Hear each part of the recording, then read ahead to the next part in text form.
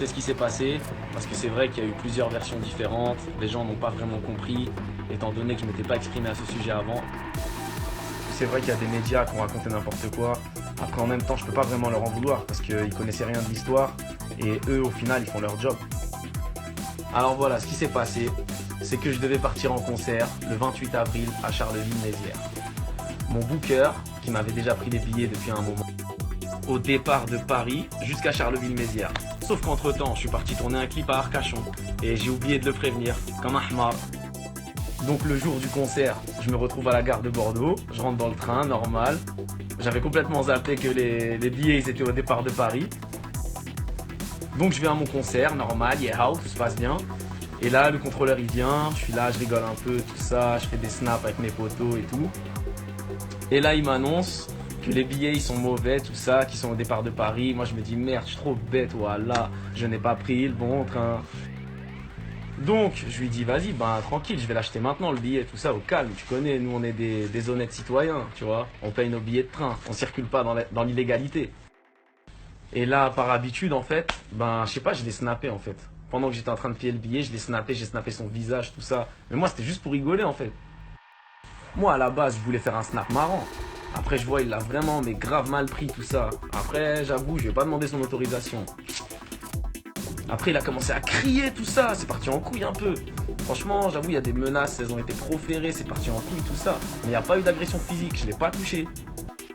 Du coup, il m'a dit, tu sais quoi, je veux même pas que tu payes ton billet, je veux, on va régler ça avec la police direct. Là, je vais faire arrêter le train, il y a la police, elle va monter, on va voir ça avec eux.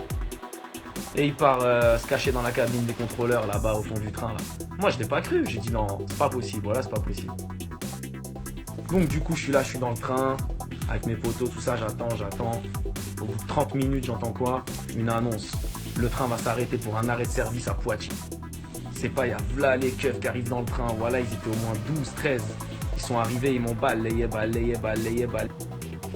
Et c'est là que les problèmes ont commencé.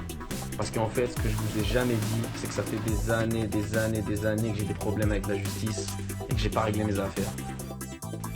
Donc quand j'arrive au commissariat de Poitiers, je tombe sur l'OPJ, l'officier de police judiciaire, qui m'explique qu'en fait, j'ai 11 mois de prison à faire. J'ai 3 peines accumulées. Une de 4 mois, une autre de 4 mois, une autre de 3 mois. Ça fait 11 mois à faire. Alors moi, je pensais pouvoir aménager la peine tout de suite, avoir le bracelet électronique tout de suite, comme c'est une peine de moins de 2 ans. Je me suis dit, voilà, ils me mettent mes 11 mois en bracelet électronique ou quoi. Mais malheureusement, quand il a appelé les magistrats, il m'a dit non. Ce soir, tu dors au Heps. Ce soir-là. Alors évidemment, j'étais pas prêt du tout. Après voilà, le passé, il m'a rattrapé. Tu vois, tout se paye dans la vie. Faut bien payer ses dettes un jour. Donc je tiens vraiment à m'excuser auprès de tous les gens qui avaient pris leur billet pour Charleville-Mézières. Ça devait être un concert de malade, c'était complet. Et je sais aussi que par la suite, il y a eu des problèmes par rapport au remboursement des billets avec l'organisateur. Je vais essayer de voir ça, je vais faire au mieux et je vous tiens au courant. En tout cas, je vous présente mes excuses les plus sincères. Mais il faut vraiment que vous compreniez que je pouvais rien y faire. On peut rien faire contre le destin, qu'il soit bon ou mauvais. Une grosse dédicace à tous les frères qui tournent à Poitiers-Vivonne, tous les frères qui tournent à Orléans-Saran. Merci pour tout ce que vous avez fait pour moi, je vous oublierai jamais. En tout cas, j'ai fini, j'ai fait mes 6 mois. Alhamdoulilah, tout ça c'est derrière moi. Tout va bien se passer maintenant, Inch'Allah.